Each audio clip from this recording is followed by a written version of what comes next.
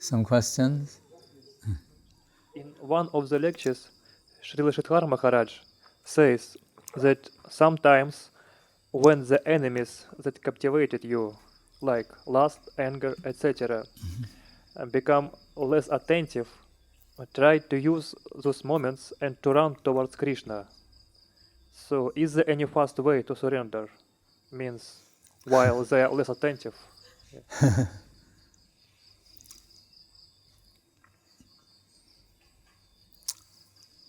Well, we think of when, in the introduction, Srimad Bhagavatam, the second canto, where Sukadev Goswami, at the very end of the first canto, came upon the scene.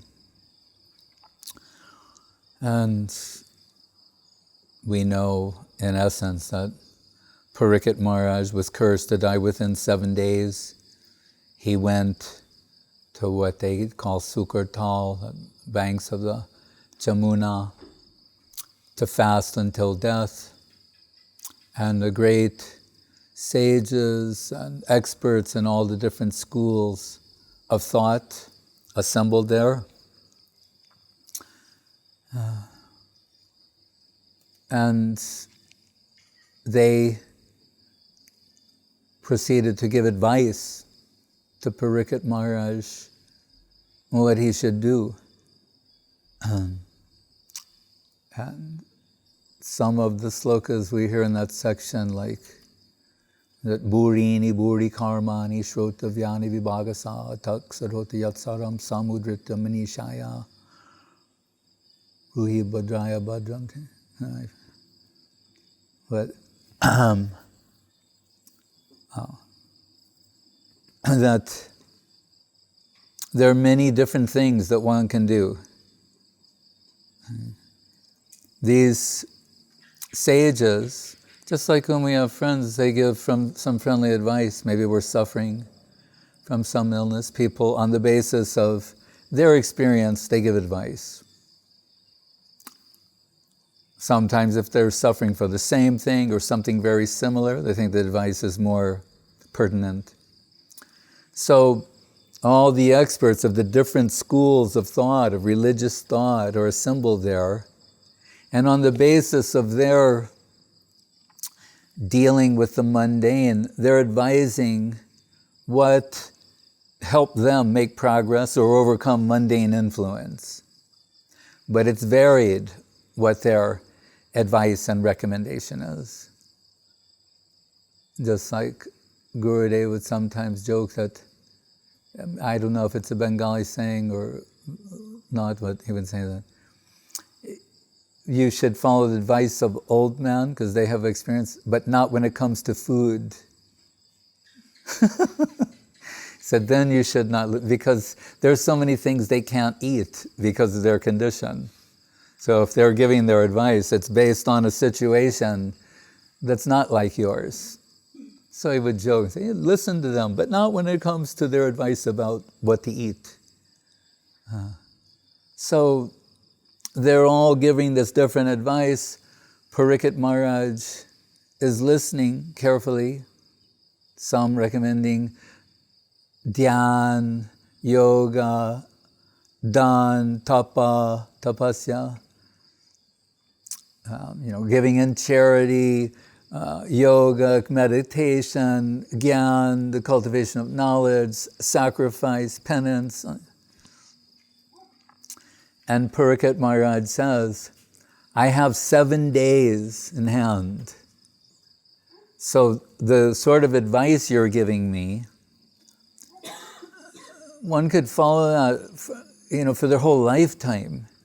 It may take a lifetime to realize the benefits of your suggestion.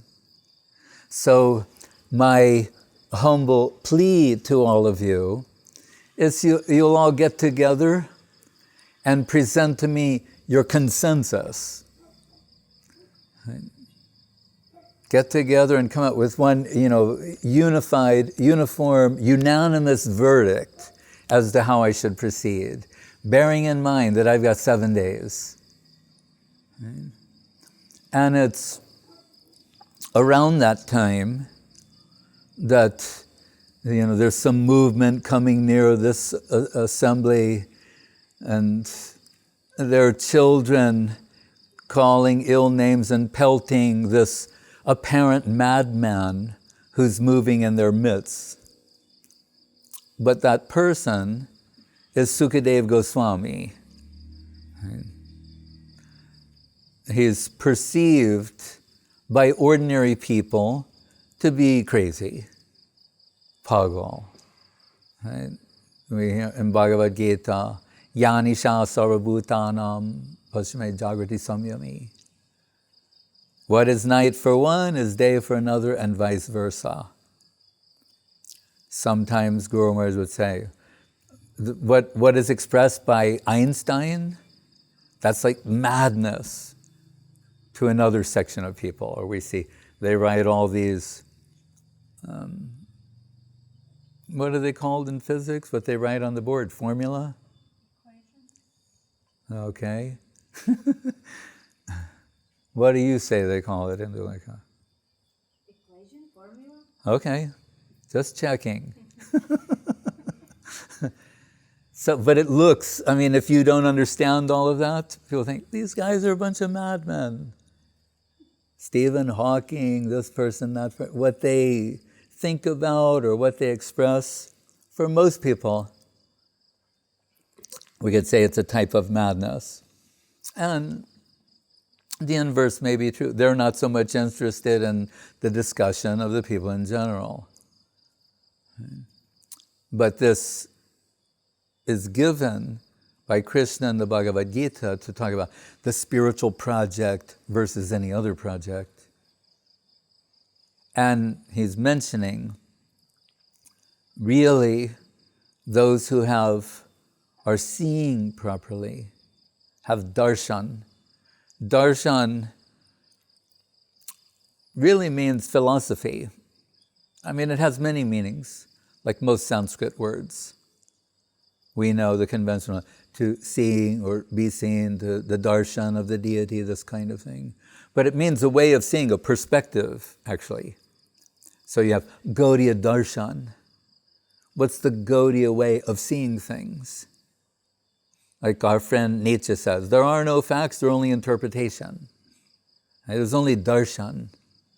We can now, because of technology, the internet, Google, Wikipedia, all these things, we all have access to the same information. Previously, only highly educated, secondarily educated people, highly educated people, or some sort of elite would be privy to certain knowledge. Now, more or less, we can say everybody has access to the same information, data information. It's a little different than knowledge or wisdom. Still, it's available. But what is unique is interpretation. How to interpret all of this. That's why people argue in favor of the theistic, in favor of theism, others in favor of atheism. Bertrand Russell, who really was an atheist but very clever, he realized that strictly speaking, either position is not ultimately defensible. In other words, you cannot prove the existence of God. You cannot disprove. So he cleverly positioned himself as an agnostic. It's a strategy. So when you present your case for God, he said, that's very compelling what you say, but I don't know. And then you present a compelling case against the existence of God, but I can't say for sure. Right? It's similar to karma-vad. Krishna playfully, think about it, as a child, he's discussing in a nutshell all these different philosophical systems with Nanda Maharaj and the cowherd men, who are not known philosophers. They're not pandits. They're not Brahmins. They're not Kshatriyas. They're cowmen, cowboys. and cowgirls. And Krishna's, as a, 5-year-old, 6-year-old, defeating these philosophies, one of which is karmavad. And what does karmavad say? It's similar to like pragmatists. They say, whether there's a God or not, we can't say for sure. Right? We're humble folk. But we do know the difference between right and wrong. So we do what's right. And if there is a God, we're doing the right thing. If there isn't a God, we're doing the right thing. Aren't we nice people? Don't you want to join our group? We'll give you a vote. You can be a voting member of our group on what is right and wrong. Come on, we all know what it is. Whether there's a God or not, we don't really know. No one's seen him or her. So, in this way, they very matter-of-factly eliminate the importance of God or God altogether and exalt work as being the highest thing. Right? Karma. Is with Giriraj Swami of ISKCON. Many years ago, he invited me to accompany him on some preaching in Jamaica. I was on a traveling preaching party in Miami at the time. So it's a flight away. Sounds exciting. Let's go preach in Jamaica. You know. And when we were there, of course, we were preaching to Indians, really, not Jamaicans. We did not meet Bob Marley. We didn't have reggae kirtan. But still, we were in Jamaica, mainly talking to Indians. And the host gave us like his son's room. We're staying in there. And there's this classic poster, Brij Basi print from India's. Like, there's the chariot, it's Krishna and Arjuna on the battlefield of Kurukshetra. And Arjuna's like this, and Krishna's like that. And there are many variations of this picture, but, you know. And I should preface this by saying that the father, he detected some reluctance in his son to take up the family business. Son was not so inclined to work in that business and inherit it. And father was pushing him to do that. So his father had put that poster on the wall. Krishna and Arjuna, Arjuna's loss of, not really loss of courage, but his bewilderment, his confusion about what he should do. And I'm saying, like my son, he's confused. And the one time the father pointed, because Lord's telling, get a job. You see Arjuna like this, and Krishna going like that. He's saying, Lord, he's thinking karma yoga. The Lord is telling, I can see telling Arjuna, do your job, get a job. You're a Kshatriya, you have to, I thought, I haven't heard that interpretation like that. We have a different way where our Guru Dev has told us, Bhagavad Gita really goes toward devotional plane. But you can see everyone have some slant on what it should be. They all have a slant on what they're telling Parikshit Maharaj. And at that time, appearing like a madman, Sukadev Goswami, 16 years old, naked, arrives upon the scene. And much to the surprise of those taunting children, when he enters that scene, we're told these sages, they're expert in the art of physiognomy. And there's a few beautiful verses there, verses describing the beauty of Sukadev Goswami. And Gurudev showed me once a word or two in there that he pulled from there and used in some of the slokas glorifying Srila Guru Maharaj. But one of the slokas, it sounds like Krishna is being described. He looks so beautiful. So they could see by his physique even, like we can tell things, but they could read something deeper there. And they could understand who he was. And this was the legendary Sukadev Goswami, legendary in that he was liberated within the womb of his mother, right? Son of Beta Vyas, and they elevate him to the presidential seat. Why? And this is all, scripted, right? You can say Yoga Maya Baladev and higher power to, in Guru Maharaj's words, to make Sukadev the loudspeaker. There are already so many exalted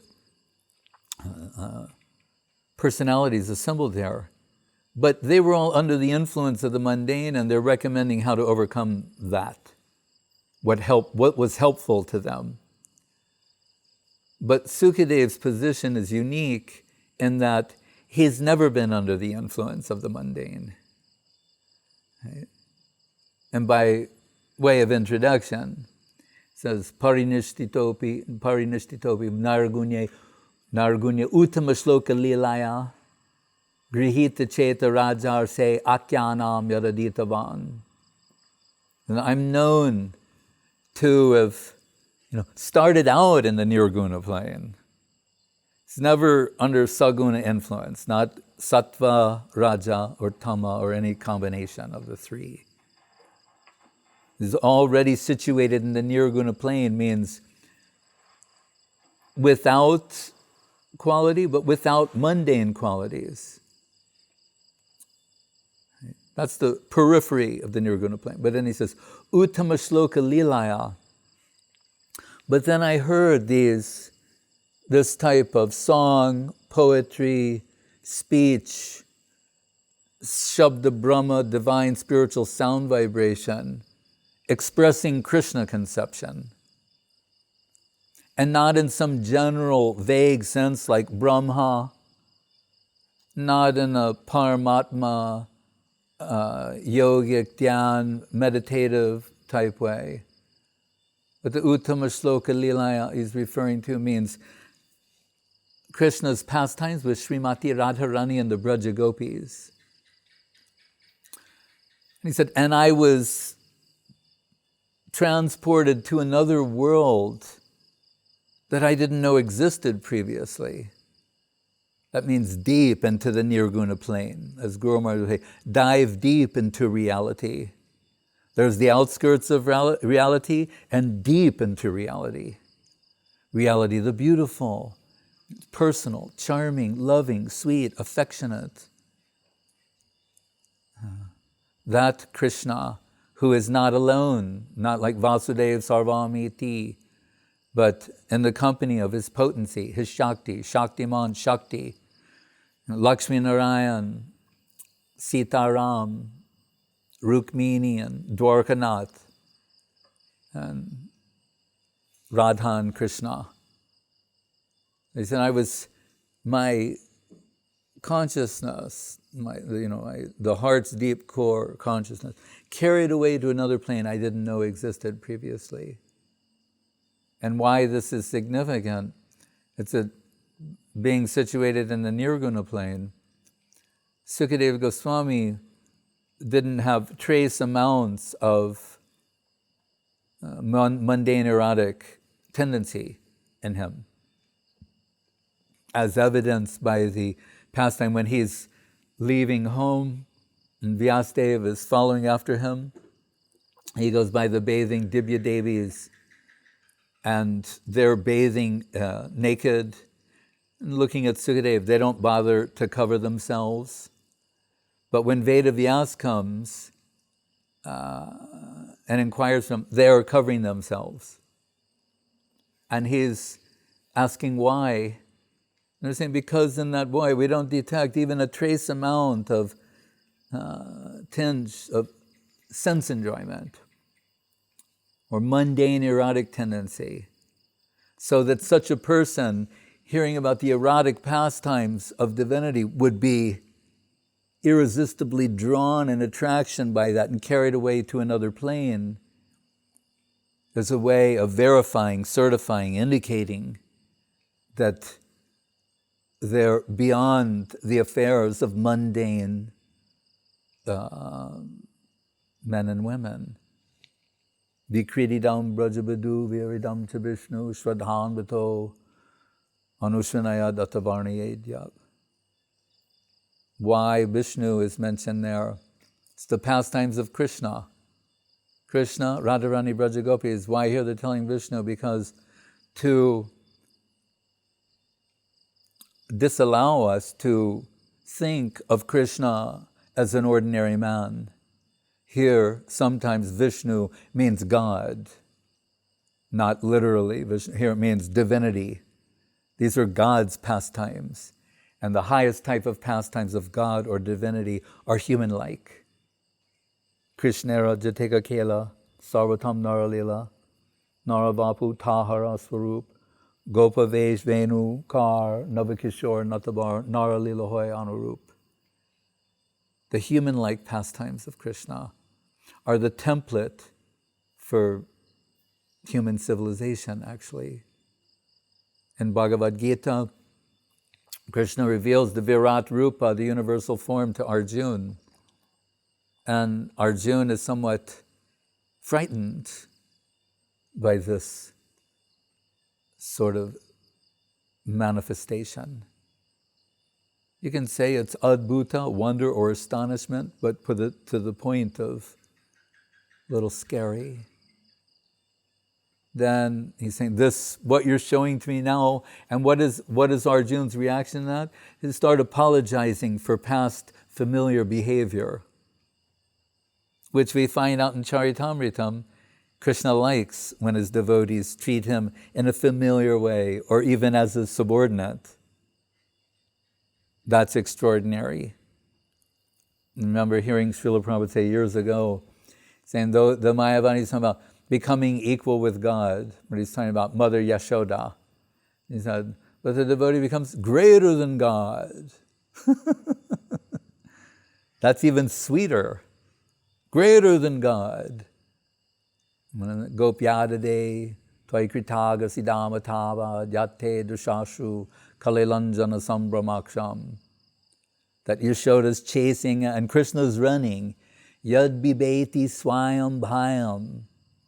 Whose fear personified is afraid of, is running in fear from his mother. Tears coming down, causing the kajal, mascara on his eyes to really make his lotus face appear even more beautiful as far as Queen Kunti is concerned. She's saying this sight is bewildering but irresistibly charming and mind-blowing to think of what's going on here. The Lord in that position. The infinite has come under the control of the finite. Right? The infinite's running from the finite, and the finite can catch the infinite. Right? That is extraordinary Krishna consciousness. Sukadev Goswami saying, hearing these things, this captured me, heart and soul, my soul, heart, imagination. If it were some mundane subject matter, he has no interest in those things. He's already certified as 100% pure. So it can't be that. This is the pivotal point, important point for us. Then they must be, to use the cliche, categorically different. Right? Nirguna doesn't mean without any qualities, it means without mundane qualities. Right? Beauty, Beauty is but a flower, wrinkles will devour, brightness falls from the air, queens have died, both young and fair. Like that. Beauty is but a flower, wrinkles will devour.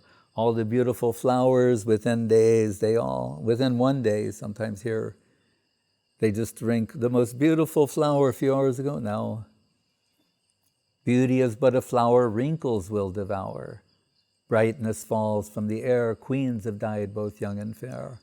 Anityam asukam lokam, temporary, miserable existence. It could not be a story about the temporary material existence that so captured Nirguna situated Sukadev Goswami.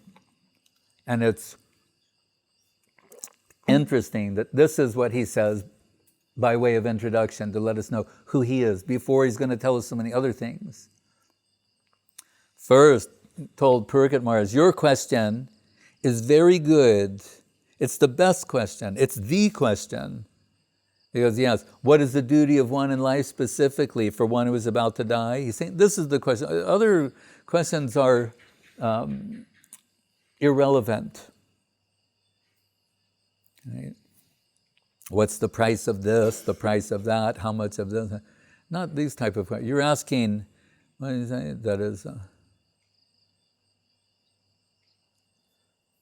Shreyas and Preya. What's Preyas? Immediately, locally, relatively, temporarily beneficial, and Shreya Uttamam. Shabde Pure Chanishnaktam Brahmanupasamasrayam.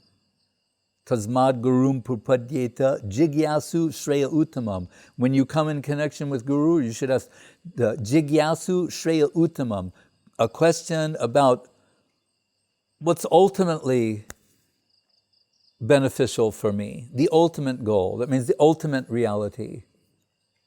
So Sukadev's happy to hear the question, and then he introduces himself as such, and to address the issue of time, he mentions the story of Katvanga Maharaj, who fought for the devatas, demigods, and their fight devas, asuras, and in gratitude to his service, they offered him any type of boon, benediction you want, saying, could be an extensive life or heavenly enjoyment. And he said, I'd like to know how much time I have to live. And they're saying, like a moment. You've got one moment left in your life. A few moments. And he thought, I asked the right question. Everything else would have been superficial. So he's given as the example of someone who perfected himself in a moment. Why? Because as Srila Prabhupada liked to use the expression, he realized the urgency of Krishna consciousness. That's what is required. The urgency.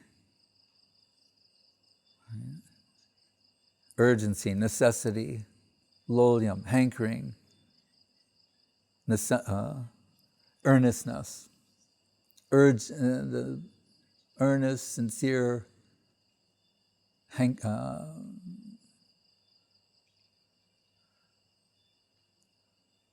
what is Shankara saying in one place? How should we address this urgency? What would you do if your hair were on fire? How quickly would you find water? Wouldn't sit there and ask many questions. Somehow or other, you come find water immediately. When Guru Maharaj was preaching in South India, someone told him that he should learn, I forget, Tamil or Telugu, one of these languages, and then come and preach to the people here. And Guru Maharaj said, if a man is drowning, should I go and learn Telugu? He said, no, somehow, by gesture, in some way or another, I will communicate the urgency of this situation. When Srila Saraswati Thakur was preaching in South India, and someone said, "You're sometimes speaking English, Bengali, Sanskrit, other language. If you'll just speak one, then we can understand you." And he said, "I'm not speaking a particular language." He said, "Brother, I'm trying to represent the upper world, the higher reality to you, and whichever language will best serve that purpose, I employ that one at that time." So there's a pragmatic element there. But Sukadev Goswami told, if you realize the urgency of the situation, it can be done immediately. So Srila Guru Maharaj, as you quote here, he's saying, like, the prisoner notices the lapse in the, what is it? Of the jailkeeper, lapse in their, what is it? It's a simple word. Their consciousness. Their what? Their rounds. Well, their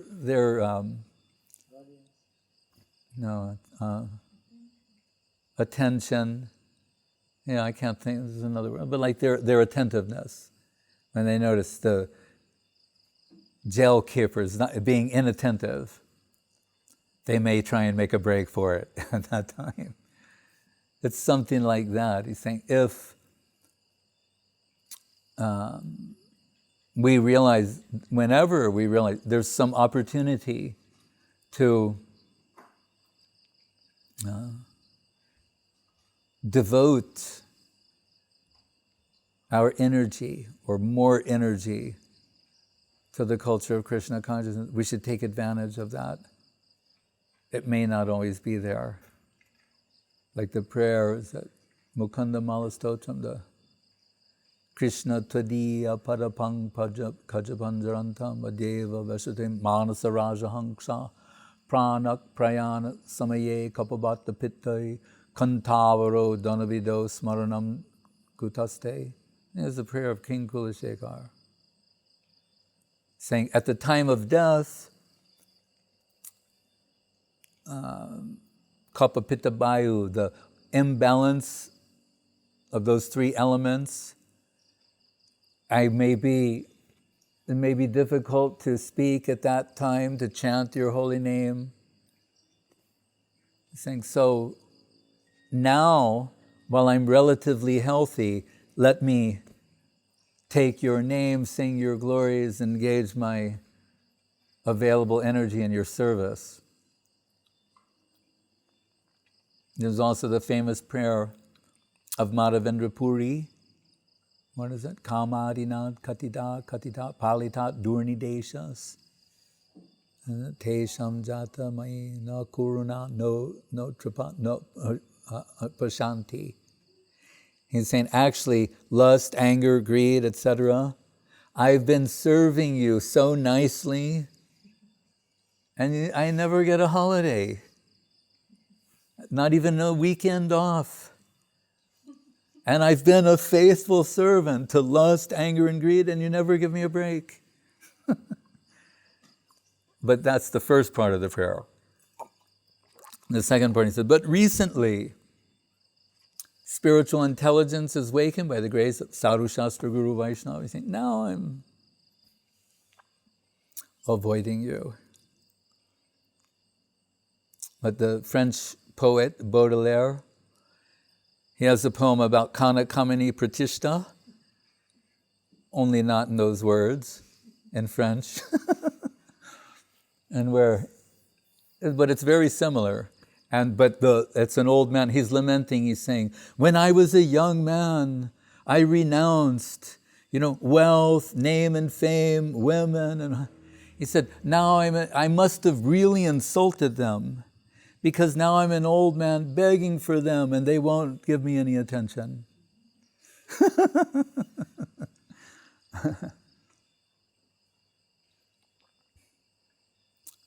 When they told Prabhupada someone was maybe contemplating taking sannyas to escape family responsibilities, they thought Prabhupada should be informed about this.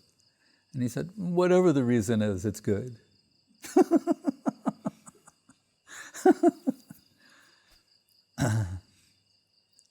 So whenever there's some slackness, opportunity like that,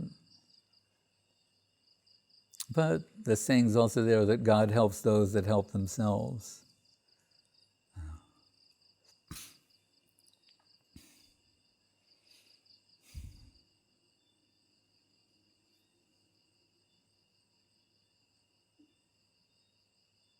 Any other question?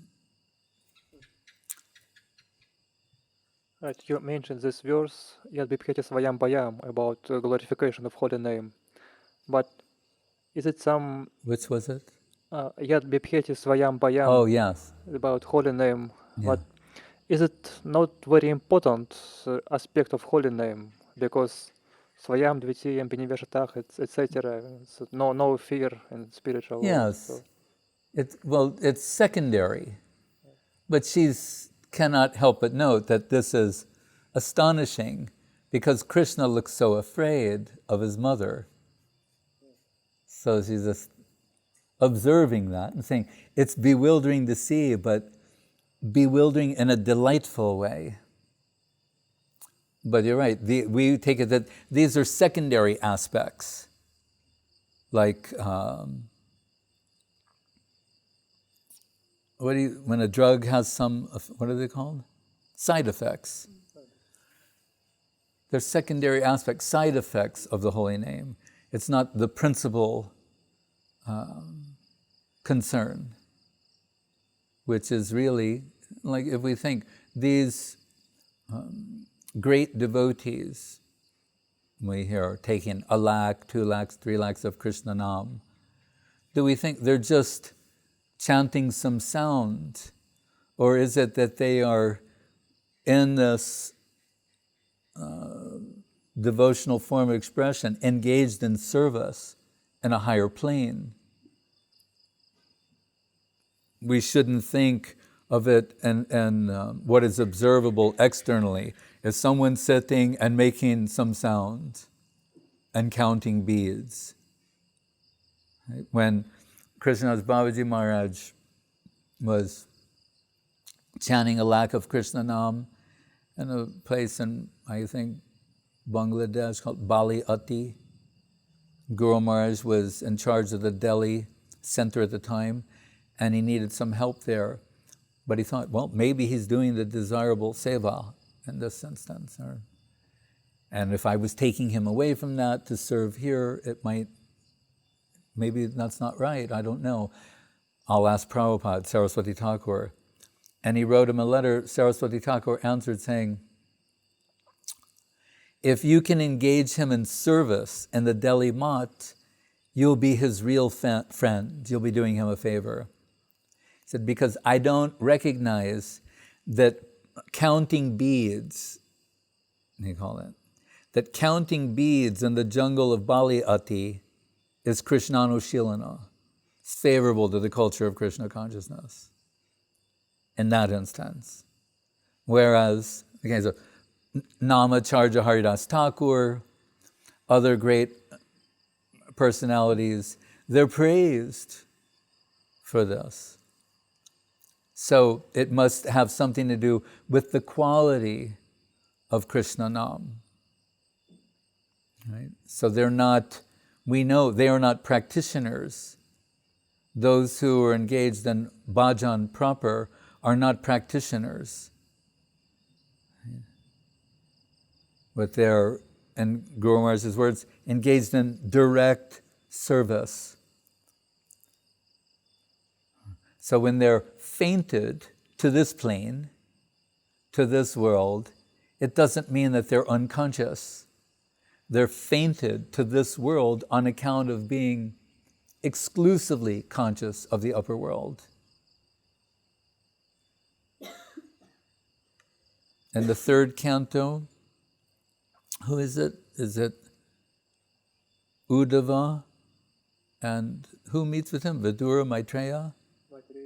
Yeah. And he's asking him something, and Uddhava, he's going to answer, and we're told he leaves the world. before he's out. He enters the upper world for some time. Tears are coming down. And then he comes back to this plane after some time. This is thematically similar to what I was saying in the beginning about Sukadev Goswami. So, why did we say that? Because your question was? Because this aspect of holy name, of removing fear, is not so important. Yeah, as a side effect. So, Yogamaya is said to provide all the paraphernalia necessary for the seva. Is she also the source of our inspiration as well? Of inspiration? Yes.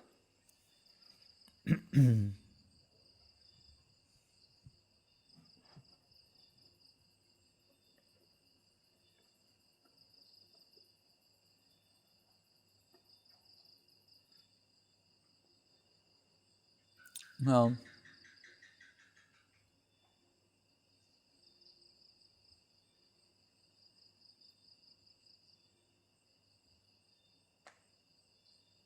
yes, we can say, because I told you before, inspiration means influence. So if you look in Charitamritam, Krishna, I don't know if he uses the word Yogamaya, but it's similar. I think he does, but he says, she will inspire us, Braja Gopis and Krishna, to this consciousness. This is how we can say, because the consciousness, Aishwarya Gyan, being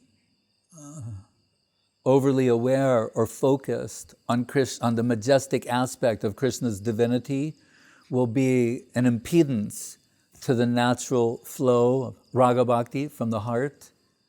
So there has to be some forgetfulness of that. It has to be suppressed on some level, that type of thinking. So as a general heading, we can say Yogamaya. There may be some subhead departments. But yes, to view Krishna in a particular way, there has to be some type of special inspiration. Anything else? Narottam Prabhu, Teresa, Loretta Mola, our constant listeners, Sevadantavats, and all the devotees also, watchers. So, there is question from my side, but I don't know. Maybe it's famous question, but I didn't hear answer yet. So in this verse, Namah Chintamani Krishna's Chaitanya Rasa Vigraha, can we attain the Chaitanya Rasa with Mahaprabhu? And there exist some comments about Chaitanya Rasa? Yeah, because this is Nama Chintamani, but then you can say Krishna Chaitanya Rasa. Nama Chintamani Krishna's Chaitanya Rasa Vigraha. Manasa Krishna told me once, Gurudev spoke about this. I don't know if you heard it or where, but he did. I haven't heard the explanation, but certainly it can be taken in that direction. Any other question? Mark, I have a question. Yes. Okay. A couple times recently, back in the States, this sort of quote-unquote Dhritarastra question comes up in our conversations, as we call it. This basically idea of not a blade of grass moves out of the will of Krishna, everything is happening according to divine will, everything is ultimately perfect, not seeing this kind of good and bad duality, everything's happening by his will.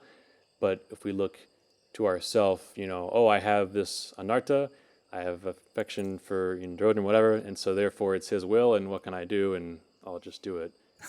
We all have our own version of this, of course. Yes. So how to understand really the How bogus anti-logic. we are. Yes, Maharaj. How we're lying to ourselves. how we're avoiding surrendering, how if we deal with Krishna in that type of way, then how shall we expect him to deal with us? You understand? That we'll have to think about. We're expecting sort of like a minimum investment with a maximum return. Right? Something like we've been conditioned for so long so that we do anything that remotely resembles Krishna consciousness as a plus, and the Lord must be impressed with that.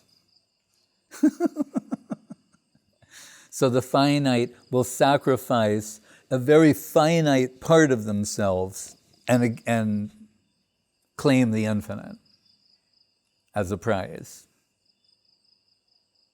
Anything's possible, but we're told, in the general rule, ye yatamam prapadyante tam stataiva bhajamyaham. As we deal with Krishna, he deals with us. So we could just say, just to give some support, if someone, and apparently we do, wants to be like that, and you see what happens. Krishna allows us to be like that.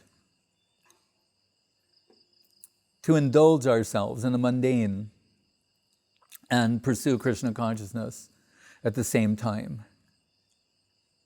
But if there's some growing, developing feeling toward Krishna, then we'll become dissatisfied or disgusted by our own misbehavior.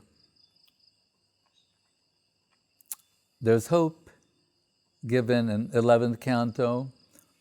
Krishna says, Jata Shraddha Matkatasu Nirvina Sarva Karmasu Veda Dugatmakan Kaman Purityage Pyaniswara. Saying, my devotee likes to hear about me, to serve me, praise me in different ways, but still has some affinity for the mundane. But here's the pivotal point, saying, but they're ashamed of that, embarrassed by that. They are remorseful for such a person who goes on hearing, praising, cultivating, associating, serving. Gradually that element, the serving aspect, will overwhelm the other. But Srila Guru Maharaj would say, for anything substantial in this world, you have to sacrifice yourself. It requires a large amount of dedication and self-sacrifice for anything that you want to do that is substantial. Then he makes the point. So in this transaction, the infinite and the finite, Krishna and the aspiring devotee, should less sacrifice be required, or equal, or perhaps greater? That the infinite will come under the control of the finite? So,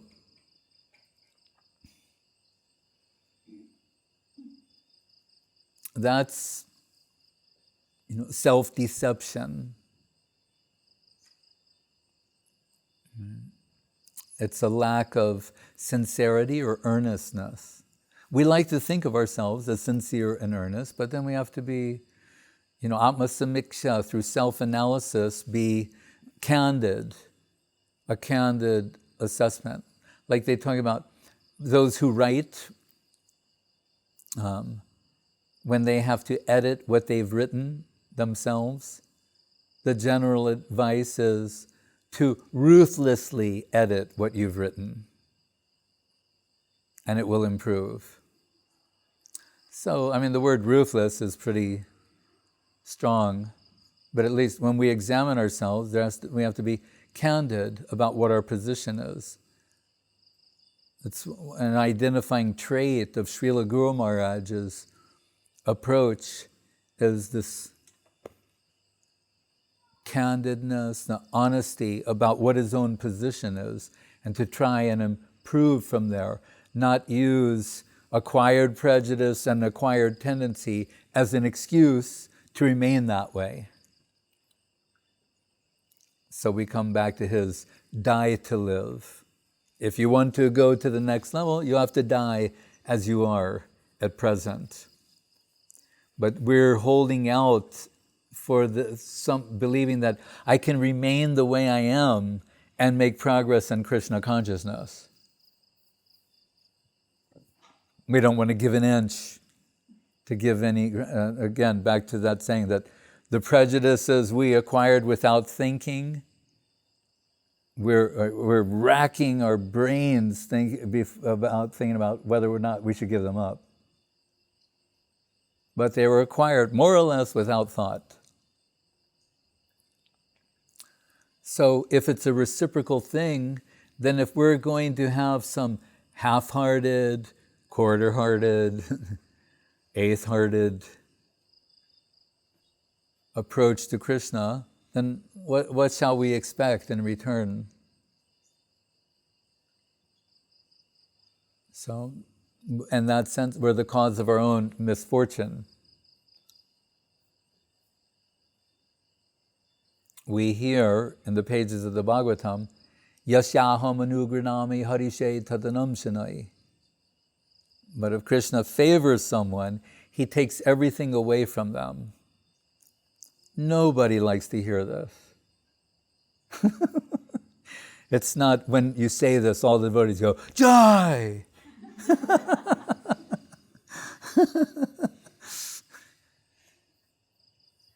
But it's said like that. So, unless it's Kunti, Vipadak Shantu Kshashva Tattva, who's inviting adverse circumstances. Why we know she's Kunti Devi. She's extraordinary. That's why these slokas are there from her and this type of devotion. But we're not thinking like that. Maybe we might have tried it once or twice. But we're not generally, now Krishna, take everything away from me. Humiliate me. If you need somebody to walk on, as Guru Maharaj would say, the devotee say, here's my chest, walk on me. When Achyutananda was left starving by Damodar Maharaj of Gaudiya Math some years ago, there was some miscommunication. He went to Damodar Maharaj went to Calcutta for a few days. Achyutananda was left without a key to the bandar, the storeroom, nothing to eat. After a few days, he came to the mat, told Guru Maharaj and Gurudev, and naturally Gurudev gave him some wonderful prasad. But when Guru Maharaj asked, why didn't you say something? Guru Maharaj and Gurudev told him, you could have come here, you could have said something. They liked very much his answer. Achyutananda said, Krishna is dancing. And when he's dancing, someone being thrown this way, that way, worlds, people are dying. Yeah, Krishna is dancing.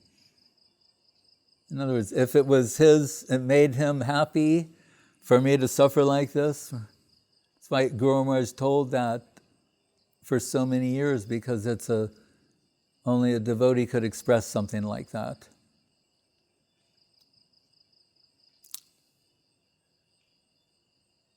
But remember, Mrityu Sarva Haras Chaham, Bhagavad Gita. If in no other way, it's what, if in no other way, at death, everything will be taken away. Better to give it away before that.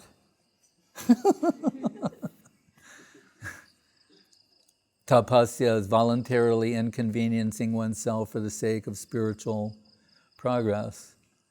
Back to die to live. It's easy to say, but so at least we should have some program to move that way incrementally.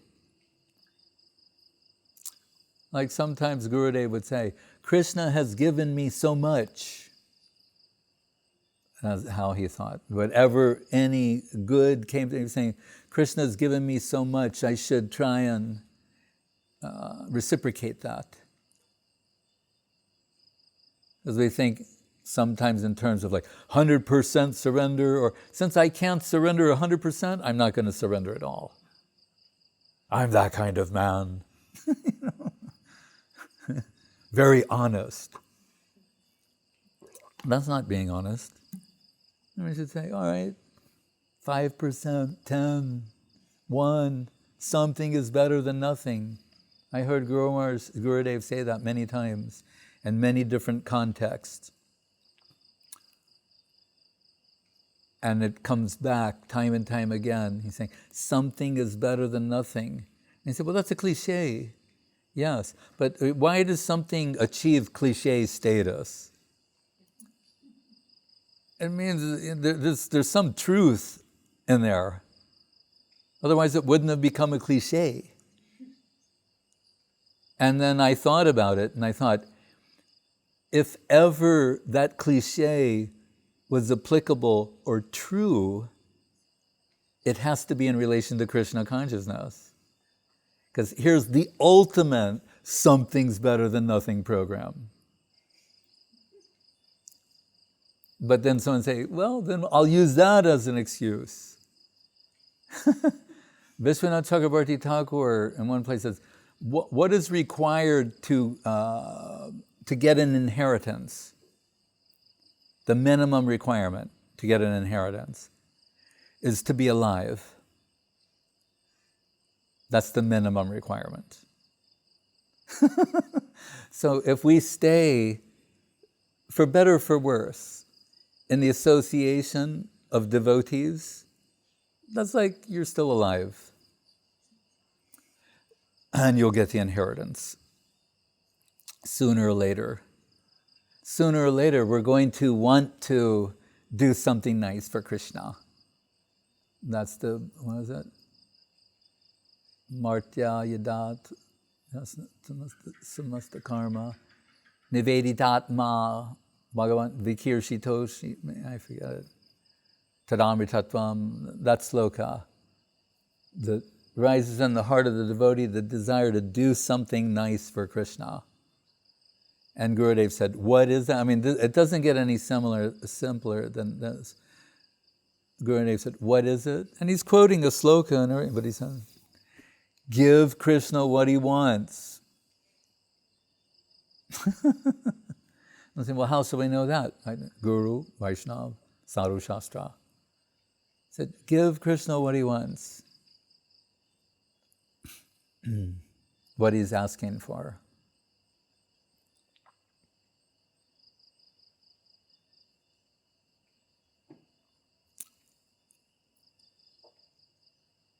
When someone was at the Mat and gradually it would be known like they're not really doing anything. They're not doing any service, any seva. But still, and Gurudev would say, if someone pressed him on, he'd say, oh, prasadam seva. That they're doing. So the Vaishnavas are very merciful. Really, they're doing everything. When Srila Guru Maharaj went with his preaching party to Bangladesh, some little town in Bangladesh once, and somehow either the telegram advance didn't arrive. By the time they got there, him with Madhav Maharaj and someone else, no arrangements had been made. And that evening they have to do the program. Usually they try to have everything done in advance. Nothing was done. So they had to make some expenditure, make a little stage, and get whatever was required for that. And prasad, just everything. And then people came to the program that evening. And they had the kirtan, Guru Maharaj gave the talk, and then they distributed some prasadam. And he said, an old man stood up and turned to everyone and said, this is Gaudiya Math. They did everything. We didn't do anything. They came here and served nectar on a golden plate. He was appreciating that the whole transaction was mercy. So, having received so much mercy, at what point, what's the tipping point where we fall to our knees and offer ourselves in service? That is what is wanted. We want to make spiritual advancement or progress. But if we will allow ourselves and our energy to be used in service, that will happen as a consequence. That's what the word, I was saying about those other things, consequence of the holy name. But it will come as a consequence.